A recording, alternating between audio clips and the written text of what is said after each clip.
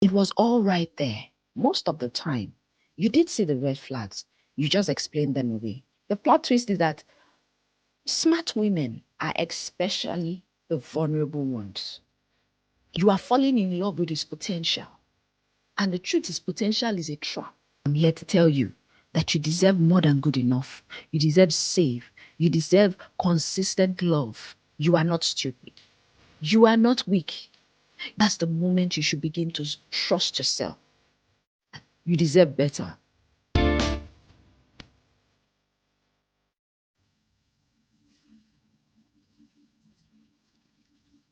Have you ever looked back at a relationship and thought, how did I not see this? The lies, the disrespect, the inconsistencies. It was all right there. Here's the uncomfortable truth that you need to know. Most of the time, you did see the red flags. You just explained them away. And if you are a smart, driven woman who usually has her life put together, that realization often hits harder. Today, we are breaking down exactly why smart women ignore red flags, how the brain protects the relationship instead of protecting you, and what you can do to never betray yourself again. Welcome back to Yes Life Coaching. Woman, stand in your power. Stand in your power. Own every minute, every hour. This is your story. Starting now. Stand in your power. Let the world see how. Stand in your power now. Turn up your voice, your truth, your wow. Stand in your power. This is your channel now.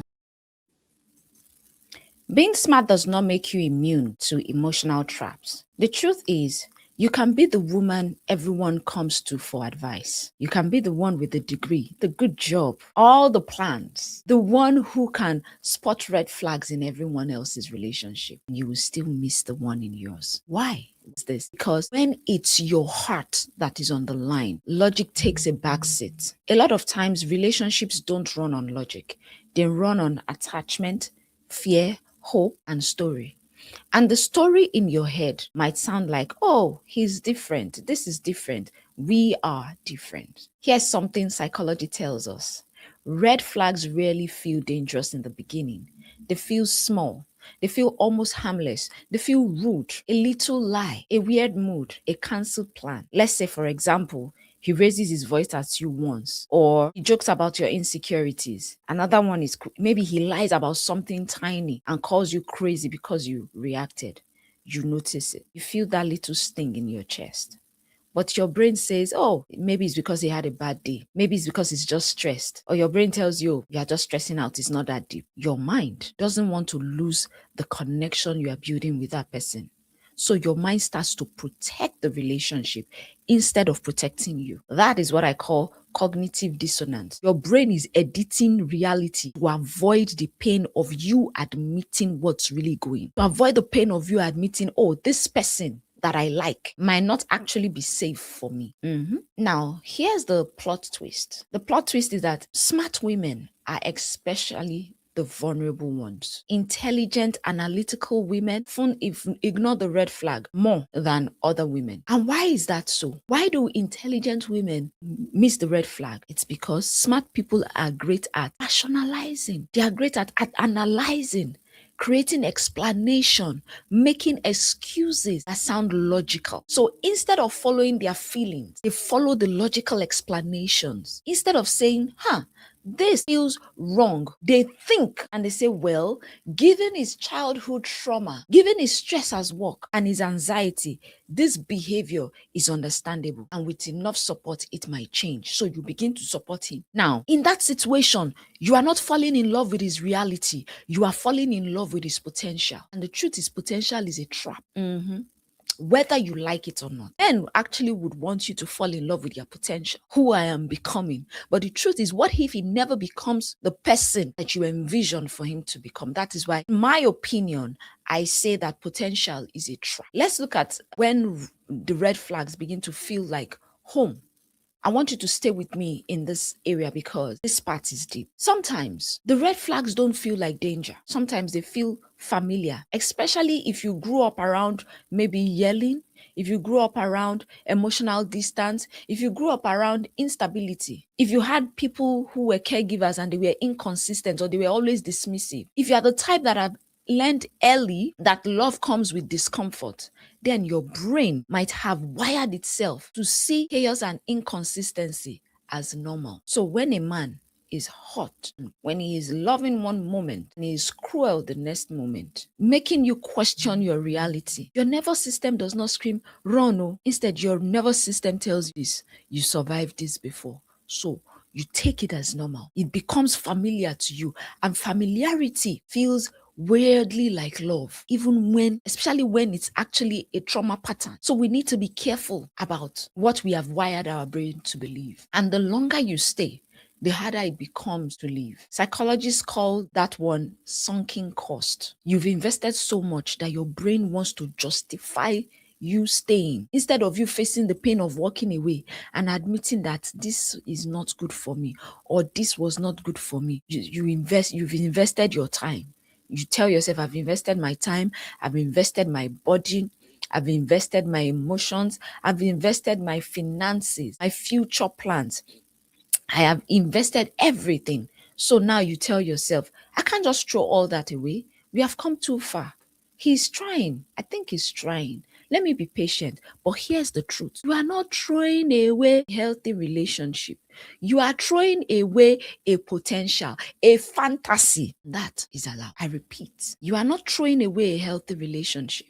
You are throwing away a fantasy, and throwing away fantasy is allowed. Yes, it is allowed. Smart women are often very deeply empathetic. You don't just see behavior. As a smart woman, you try to understand it. Oh, he's acting like this because he's hurt. He's distant because he's scared of love. He's mean because he doesn't know how to communicate.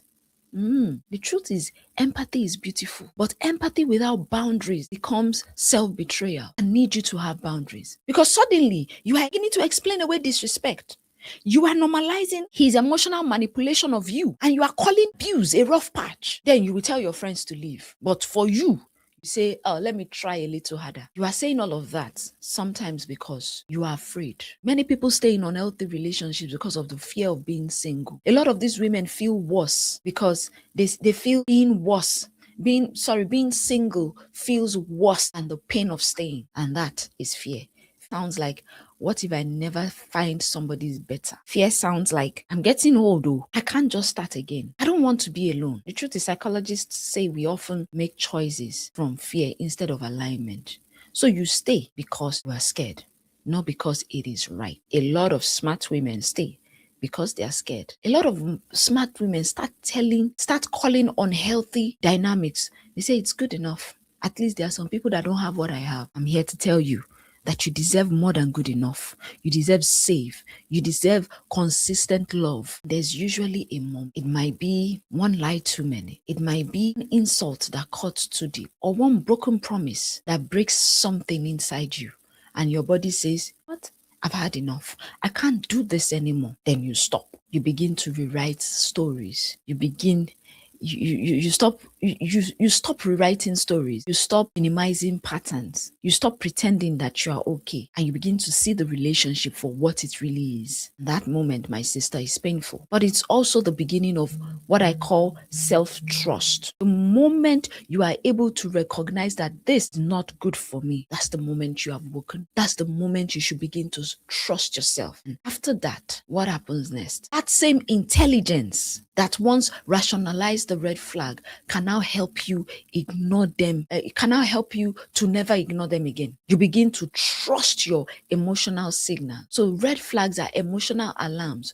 They are not logical puzzles. Now, if your body feels tense, anxious, or smaller around them, you need to listen. Watch the patterns, not the apologies. Don't be impressed by tears, guilt, or long speeches. Watch what they do consistently over time. And you begin to set your boundaries early. State what you need, what you will not tolerate. If they mock, if they ignore, or they punish your boundaries, then that is your answer. I want you to notice how you feel about yourself, the relationship that you have. Because the truth is, healthy love will make you feel more you and not less you. If you are shrinking, if you are doubting yourself, or you are hiding the relationship from other people, then that's not love. That's control. That, in my opinion, is toxicity. You need to do the inner work. You need to go for therapy. You need to journal, and support can actually help you break these patterns, especially if you feel like, if that chaos that you're going through feels like home. With all that being said, if you're watching this and you're recognizing, I have ignored red flags, or I am ignoring red flags now, I want you to hear this and hear it very clearly. You are not stupid. You are not weak. You are not the girl who should have known better. You are human. You wanted love. You believed in someone. You stayed longer than was safe. Now you are learning. The truth is, red flags are not there to predict the future. They are there to test whether you can trust yourself. So therefore, I have a few questions for you. What's one red flag that you have used, that you are used to ignoring, that you promise yourself that you will never ignore again? Let me know in the comments section. Even if your hands are shaking while you type, let me know. If this video hits home for you, I want you to hit the like button so that it reaches more women who need to hear this. Share this video, share it with that friend who always says, but he is not all that bad. And subscribe if you want more content on healing, self-worth, and choosing peace over chaos. I want you to understand this, sis. You are not hard to love. You've just spent too long loving people who didn't know how to handle your heart. You deserve better. And next time, you will see the red flags and trust what you feel. Let me know what your thoughts are in the comment section. I will see you in the next one. And if you're the one watching me and you need a coaching session, the link is below. I'm here to help you strategize, to help you recognize those red flags. My name is Femi, and I would love to be your coach. Let me know what your thoughts are. I will see you in the next one. Bye-bye. Take what you learned, walk in your time, stand in your power.